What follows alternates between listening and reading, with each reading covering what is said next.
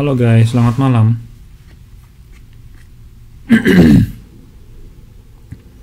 Selamat malam.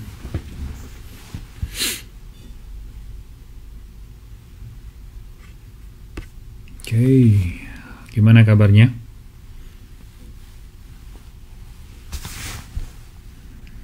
Kaosyung hadir. Suaranya jelas nggak? Kalau suaranya jelas tolong kasih emoji dong. Emoji love boleh nggak? Kalau suaraku jelas, tolong kasih emoji love. Kalau suaraku kencang, kasih like ya. Pokoknya love sama like lah, jangan berhenti ya. Udah malam, jadi butuh semangat dari kalian. Beneran butuh semangat. Malam-malam live sama kalian ngobrol ngobrol pertanyaan dari teman-teman soal apa namanya, Taiwan udah buka belum, sudah boleh cuti belum, ya yeah. Kembali lagi kepada kalian nih. Kalau misalkan udah dibuka, love sama like-nya jangan berhenti ya guys. Love sama like jangan berhenti. Pengen tahu nih apa namanya, berapa banyak yang join malam ini. Love sama like-nya jangan berhenti ya guys.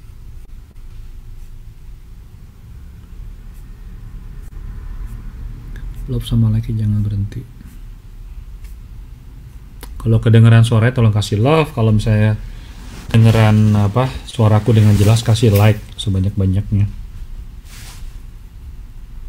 Laila Majun manggil temannya, Wong Tani, coba disimak di sini. Ya. Gini deh. Selamat tidur Kak Agung. Yaudah kalau gitu aku tidur, aku nggak jadi sharing sama kalian. Ya, yaudah aku tidur dah. Gue tidur aja ya. Saya yakin November bisa buka. Suara di sini sangat jelas. Ika Asim. Oke, thank you. Ini yang nonton 118 tapi love sama like-nya cuma 76, pelit banget sih. Bagi dong sebanyak-banyaknya. Mau ngasih love aja sama like-nya pelit banget. Ini teman-teman udah pada pelit nih. Gue maksa banget ya. Jadi orang nggak boleh maksa, Kak Agung. Oke, terimalah apa adanya. Tanya apa Kak? Iya, love sama like-nya sebanyak-banyaknya, jangan pelit. Iya. Yeah.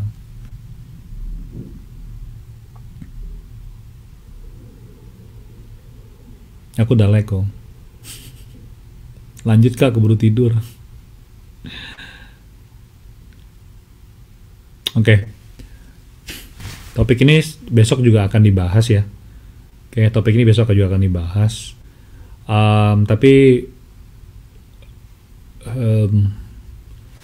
Jadi sebenarnya dua gue perhatiin beberapa hari ini berita ya guys ya. Termasuk teman Agung yang ada di Kementerian Tenaga Kerja juga udah ngomong. Saat ini memang CEC ya. Oke. CEC ataupun juga pusat komando di Taiwan itu udah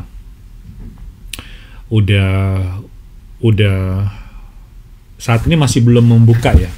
Pusat komando di Taiwan itu belum membuka yang namanya untuk orang asing masuk ke Taiwan.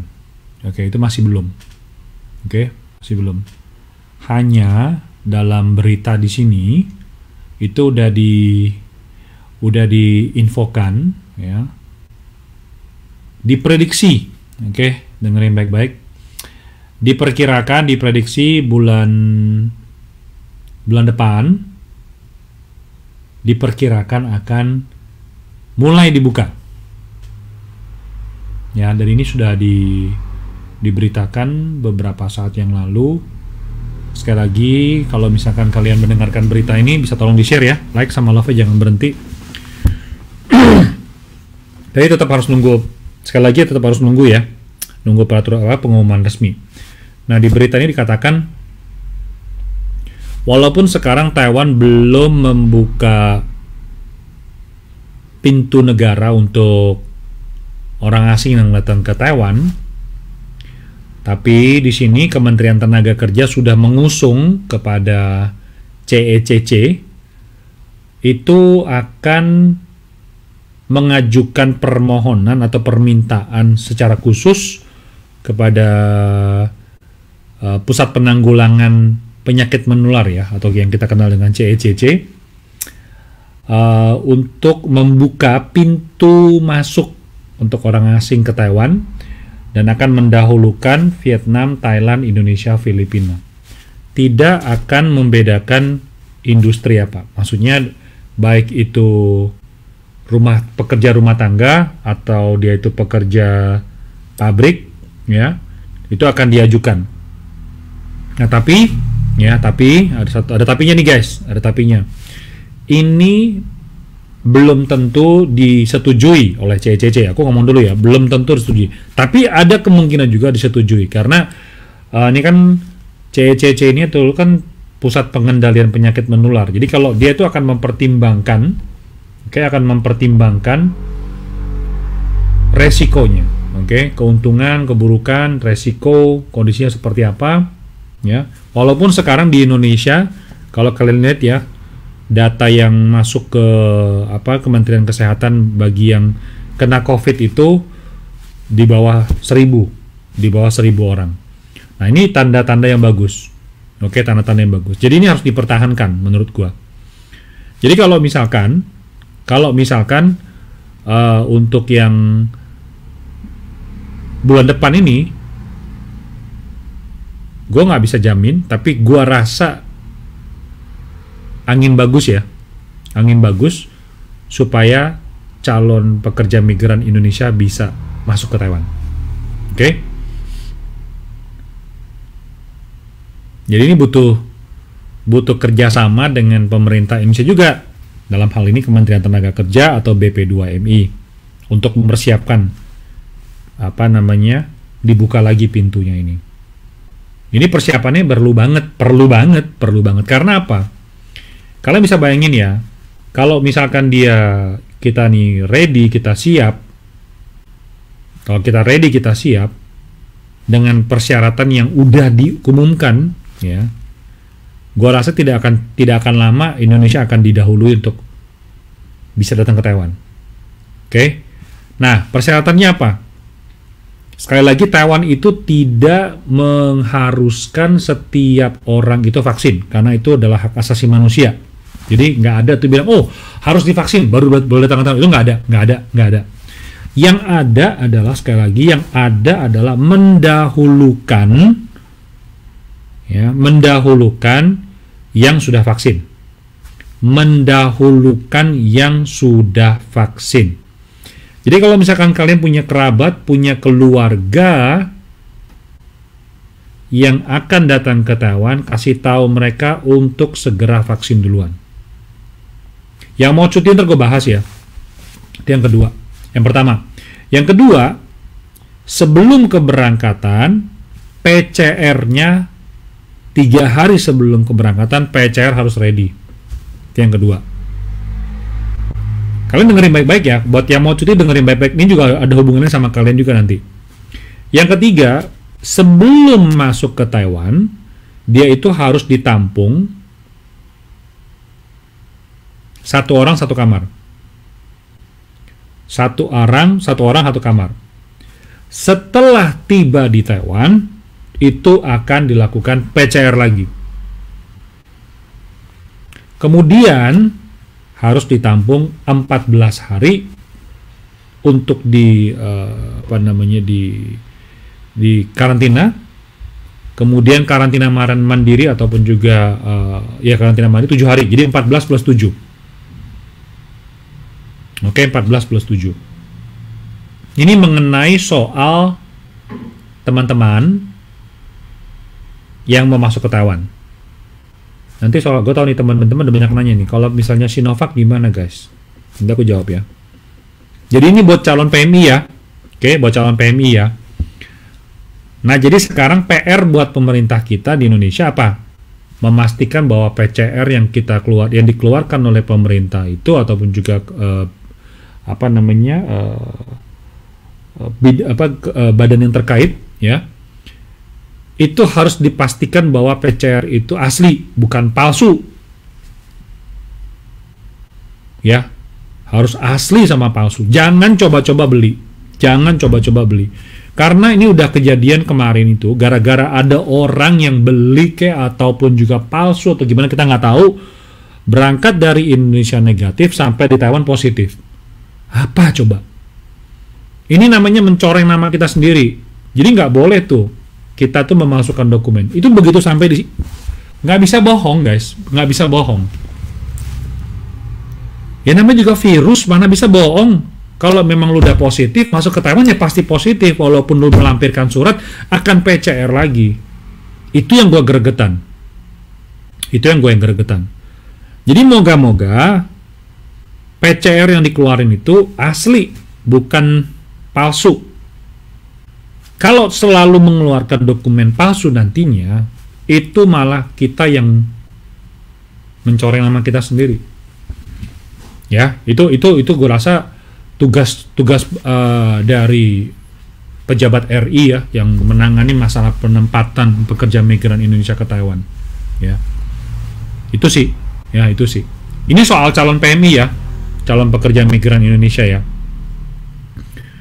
Yang kedua, sekarang yang soal cuti nih. Ya, soal yang cuti. Kenapa gue ngomong duluan yang di depan yang calon PMI?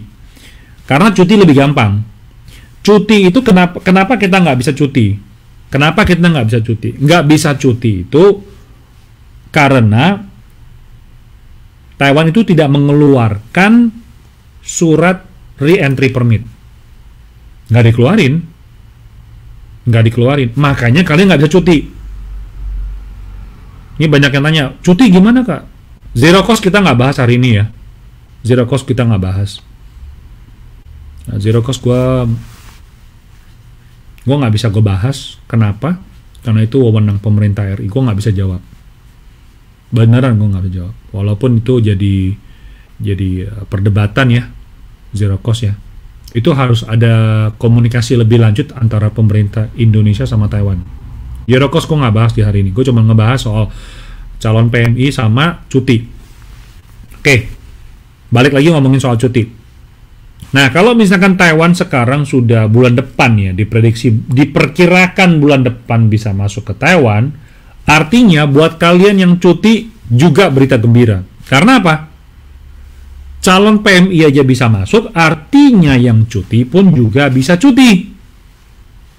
Persyaratannya apa? Gue nebak. Oke, aku nebak, nggak beda jauh dengan yang calon PMI. Yaitu, satu, sebaiknya kamu sudah vaksin. Oke? Jadi teman-teman yang di Taiwan, kalau kamu mau cuti, selesaikan dulu vaksin di Taiwan. Oke? Selesaikan dulu vaksin Taiwan. Sebaiknya sudah vaksin kedua kali. Oke? Vaksin 2 kali. Sebaiknya vaksin 2 kali. Sebaiknya vaksin 2 kali. Oke, sekali lagi. Vaksin 2 kali. Kedua, ya, setelah kamu pulang, kamu kan pasti kan ngurus re-entry permit tuh kan, ya kan? Nah, habis mendapatkan re-entry permit, pulang ke Indonesia, jangan lupa setelah kamu mau balik ke Taiwan, kamu mesti PCR dulu. Ini perkiraan gue ya guys, prosedurnya gue rasa hampir sama. Oke. Nah, sebelum keberangkatan, apakah harus 1 orang 1 kamar? Ya, artinya karantina dulu, 1 sendiri di Indonesia 1 hari sebelum keberangkatan. Kita tunggu ya. Sekali lagi, apa yang gua bahas ini semuanya adalah berdasarkan berita yang gua dapatkan bahwa direncanakan Taiwan akan buka untuk pekerja migran asing, tidak termasuk turis. Karena turis sampai hari ini belum diizinkan oleh pemerintah Taiwan dan wewenangnya ada di CECC, Pusat Pengendalian Penyakit Menular. Tetapi Kementerian Tenaga Kerja Taiwan sudah mengusung permohonan kepada CECC agar dibuka pintunya untuk calon pekerja migran Indonesia, Vietnam, Thailand ataupun juga Vietnam, Thailand, Indonesia, Vietnam. Itu udah diusung, guys. Jadi tinggal tunggu tanggal mainnya. Apakah bulan depan dibuka? Oke, nah pertanyaannya apakah kalian sudah siap? Kita udah siap belum? Pemerintah Indonesia udah siap belum? Kalau sudah siap, ya tinggal tunggu tanggal mainnya.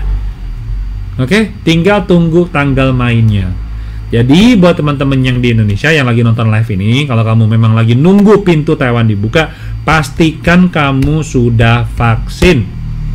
Itu akan didahulukan ya guys. Tapi tidak diharuskan. Didahulukan tapi tidak diharuskan, karena vaksin itu adalah hak asasi manusia. Oke? Itu. Jadi yang buat cuti sama, pastikan kamu juga sudah vaksin. Oke? Baik. Sekarang ngomongin soal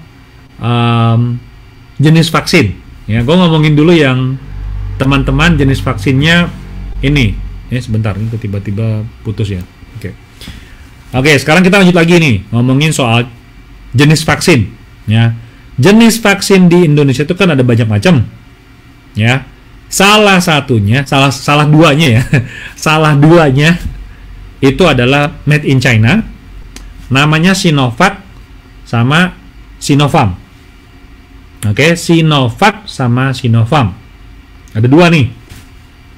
Pertanyaan teman-teman pasti nanya. Ini tadi udah banyak nulis nih. Kak, aku pakai Sinovac gimana? Dipersulit nggak? Oke. Taiwan itu gini guys. Kemarin udah disampaikan di CECC mengenai pertanyaan dari wartawan soal Sinovac ini. Taiwan mengakui nggak? Taiwan itu merujuk kepada surat pengakuan yang dikeluarkan oleh WHO. Jadi WHO ngakui serum lagi. Jadi dokter sih. Kalau WHO mengakui vaksin, ya Taiwan juga ikutan. Itu yang disampaikan kemarin oleh CECC. Nah, saat ini yang WHO itu mengakui AstraZeneca, BNT, Moderna, terus Medigen Taiwan punya ya, Sinovac, Sinopharm, atau lagi Pfizer ya, 7 kalau nggak salah, gue lupa. Tapi kita kembali lagi ke topiknya kedua, yang tadi aku bilang itu, Sinovac sama Sinopharm diakui nggak? Saat ini untuk yang WHO tuh mengakui vaksin dari China. Jadi Taiwan secara tidak langsung juga mengakui kedua vaksin ini. Tapi sekali lagi, aku ini hanya nebak karena gua melihat berbagai macam berita, gua simpulin. Apapun nanti hasilnya, tetap harus melihat peraturan yang berlaku yang dikeluarkan oleh badan tiba-tiba kenapa ini kok tiba-tiba error ya, yang dikeluarkan oleh badan ataupun juga pusat pengendalian penyakit menular, CECC. Itu tetap harus nunggu dari sana guys ya. Gua hanya menyimpulkan berita-berita yang tersebar di luar sana oleh wartawan yang dilaporkan, itu gua kumpulin berita-beritanya, terus gua mengambil kesimpulan malam ini seperti ini. Jadi kita sekarang yang kita nggak usah pusing nih kapan dibuka, yang pasti Indonesia udah siap belum? Indonesia udah siap belum kalau pintu gerbang Taiwan dibuka? Jangan pintu Taiwan udah dibuka, kita belum ready, kita belum siap. PCR-nya nggak jelas, terus juga ada oknum, jelas-jelas ini orang ada virusnya, tapi dia itu nggak vaksin dan segala macamnya. Kalau kita belum ready, terus begitu dipaksain, terus akhirnya dari Indonesia itu negatif sampai di Taiwan jadi positif. Kalau ini jumlahnya membludak banyak, ya kita nanti di stop lagi. Itu di stop lagi nanti. Ya, aku tahu nih Mas Prabowo nanya Indonesia masih ribut soal zero cost. Maaf ya Kak ya, aku nggak bahas ngomongin soal zero cost. Gue nggak bakal ngomongin ini saat ini. Kenapa? Alasan gue cuma gampang. Karena zero cost itu adalah ketentuan yang dikeluarkan oleh Undang-Undang Dasar di Indonesia, bukan di Taiwan. Dan biaya zero cost itu harus ada persetujuan kedua belah pihak. Jadi kita nggak bisa memutuskan begitu. Jadi Taiwan tuh harus ada komunikasi gitu loh ya. Harus ada komunikasi. Jadi gue nggak bahas soal zero cost. Ya, gue tahu ribut. Kemarin Kak Faisal juga nggak sempat ngobrol juga ngomongin soal zero cost. Tapi gue nggak bisa bahas di sini, ya, karena kan gue juga sering membantu untuk sebagai interpreter ataupun juga penerjemah untuk Kementerian Tenaga Kerja Taiwan dan juga untuk pihak Indonesia gitu loh. Jadi gue tahu situasinya tuh seperti apa. Jadi gue nggak bisa ngambil kesimpulan karena itu pada akhirnya bolanya itu bukan di berita, bolanya itu harus dua belah pihak tuh duduk bersama ngebahas biaya-biaya mana saja yang dikeluarkan oleh majikan, yang dibayarkan oleh pemerintah Republik Indonesia, yang dibiayai oleh pemerintah Taiwan kalau ada, ataupun juga dikeluarkan oleh pekerja migran. Kita nggak tahu, ini harus dibahas karena dia punya strukturalnya itu banyak banget. Biaya tiket, biaya visa, biaya pelatihan, biaya transportasi dari kampung ke bandara, dan segala macam. Itu terlalu banyak banget beritanya. Itu biaya terlalu banyak. Banyak sekali. Ini semua kalau dibungkus, disuruh orang majikan di Taiwan yang mau keluarin, itu jadi perdebatan. Jadi kalaupun gue ngomong saat ini, gue ngomongin ke kalian juga nggak ada artinya. Pada artinya nggak ada artinya, gitu loh. Sama Kak, aku mundur alon-alon gitu, nunggu sampai finish saja. Iya. Makanya gitu loh. Udah vaksin 2 kali, cuti apa Udah vaksin 2 kali, cuti apa masih di karantina sampai masih. Tetap masih. Ya, masih. Guys, jujur ya. Banyak di luaran bilang katanya, kalau misalnya vaksin nggak ngejamin, ngapain gua vaksin? Lu kalau nggak ngejamin, kalau lu nggak vaksin malah lebih parah lagi. Oke? Gitu. Jadi ketentuannya adalah walaupun sudah divaksin, tetap harus dikarantina 14+7. Itu di Taiwan. Oke? Di Indonesia kalau nggak salah 5 hari ya. Atau mungkin sekarang jadi 3 hari. Gua nggak tahu. Oke? Benar. Makanya soal zero cost itu banyak majikan yang keberatan. Soalnya apa? Berangkat dari kampung, lah kalau misalnya tinggalnya di Jakarta ya ongkos transportasinya murah. Lah kalau tinggalnya di NTB, dari NTB sampai ke Bandara Internasional Soekarno-Hatta, ongkos jalannya berapa lama? Bener gak? Ini jadi dilema juga buat majikan bahwa oke, gue bayarin lah misalkan, gue setuju gue bayarin lah. Tapi berapa biayanya? Waduh gila, ternyata dari NTB sampai ke Indonesia misalnya nih 10.000, 5 juta rupiah naik pesawat. Mahal amat. Ya, majikan kan keberatan. Kalau sampai guys, coba kalian pikir ya. Kalau misalkan bener nih, kalau misalkan ya, gue bukannya bilang ini bener ya. Biaya keberangkatan calon PMI dari kampung sampai ke Bandara Internasional Soekarno-Hatta ditanggung oleh majikan. Coba kalian pikir.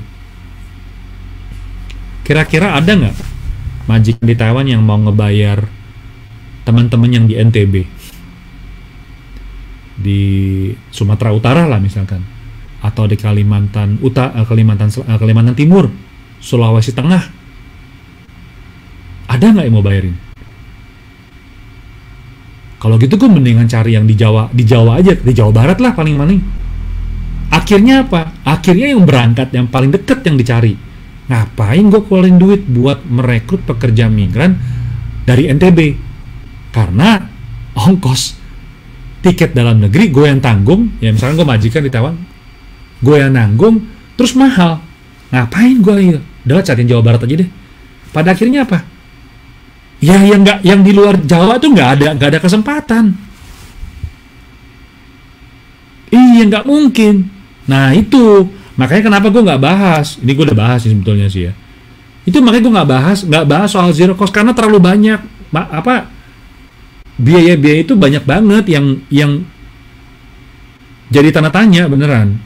Maksud pemerintah baik, maksud pemerintah tuh baik untuk mengurangi yang namanya itu pungli, terus begitu yang dibebankan kepada pekerja di kampung juga udah susah, mau berangkat ke Taiwan, kerja di Taiwan, gue mesti keluarin segitu banyak sampai di Taiwan belum tentu ada lembur. Tujuannya baik, tapi dalam pelaksananya bisa nggak?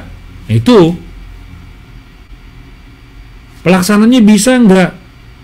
Mau nggak si majikan ini bayarin pekerja yang rumahnya itu di NTB, di Sulawesi, di Jayapura, di ini kan macam-macam.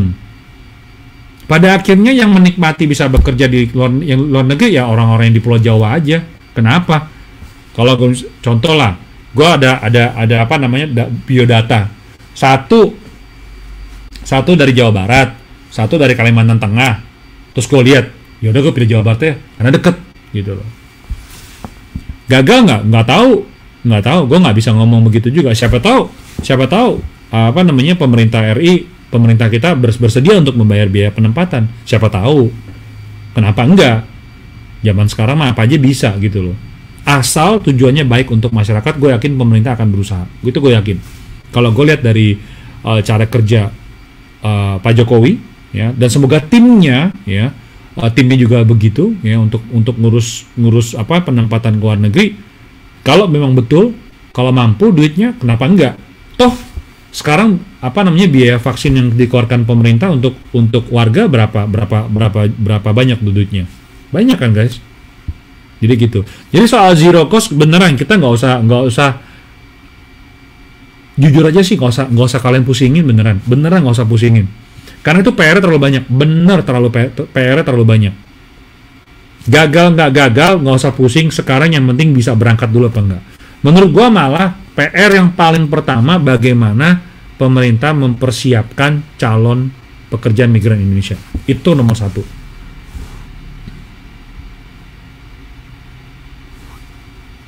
Itu nomor satu.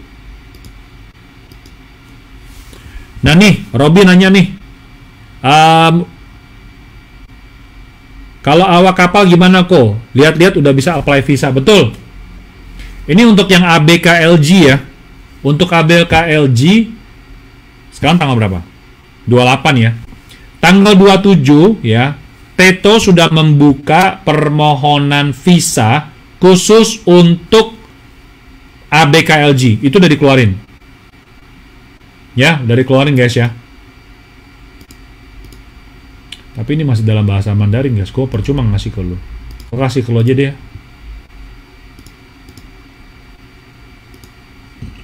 Makanya gue bilang nih tanda-tandanya guys. Tanda-tanda bahwa Taiwan akan buka. Sekarang yang LG nih. Yang LG udah dibuka. Tanggal 27 kemarin suratnya. Ini gue lihat di sini ada tulisannya. Tanggal 27. Di umumnya tanggal 27. Tapi di sini tulisnya berdasarkan keputusan dari CECC per tanggal 22 Oktober Taiwan membuka perizinan permohonan izin ABKLG untuk kapal Taiwan. Yang LG dulu. Ya. Jadi mulai tanggal 27 mulai terima permohonan. Oke. Mau bekerja di kapal kontainer ataupun juga kapal ikan itu udah boleh. Ya, itu udah boleh. Ini udah ada peraturannya guys. Udah ada ABKLG apakah? ABKLG itu loh. Dia itu ABK yang direkrut di lautan bebas. Jadi dia itu nggak lewat bentar, ini lewat BP2MI nggak ya? Seingat gue sih dulu nggak ya. Oke. Seingat gue enggak ya. Yang ABKLG. Jadi ini adalah perekrutan di lautan bebas. Ya, jadi rekrut langsung. Dia nggak lewat Depnaker Taiwan. Dia Kementerian Tenaga Kerja Taiwan nggak lewat. Jadi langsung dia. Ya, itu udah mulai. Jadi ini tanda-tandanya guys. Jadi nggak usah pusingin soal ini dulu lah. Soal zero cost. pusingin dulu di Indonesia udah siap belum dokumennya untuk memastikan bahwa setiap calon PNI itu bener udah siap. Kalau dia negatif ya negatif, bener-bener negatif. Jangan sampai di sini Indonesia negatif sampai Taiwan jadi positif, itu jadi masalah nanti. Beneran. Jadi kalian kalau misalnya baca tulisan dari BP2MI, tolong kasih tahu, ingetin Pak, Ibu, pastikan bahwa surat PCR itu kita benar, bukan dari oknum. Paling takut dari oknum, guys. Bener, paling takut dari oknum. Jangan sampai itu terjadi. Karena kalau misalkan oknum itu masuk ke dalam itu untuk memudahkan keberangkatan, tapi begitu sampai Taiwan ternyata positif, lama-lama kita nih bakal ditutup lagi gitu loh. Itu yang gue khawatirkan. Bela Obel, enggak, itu salah itu. Masuk Taiwan yang boleh vaksin Moderna aja, kalau Sinovac nggak bisa. Enggak, tadi aku udah ngomong ya. Aku udah jelasin bahwa Taiwan itu mengakui vaksin yang diakui oleh WHO.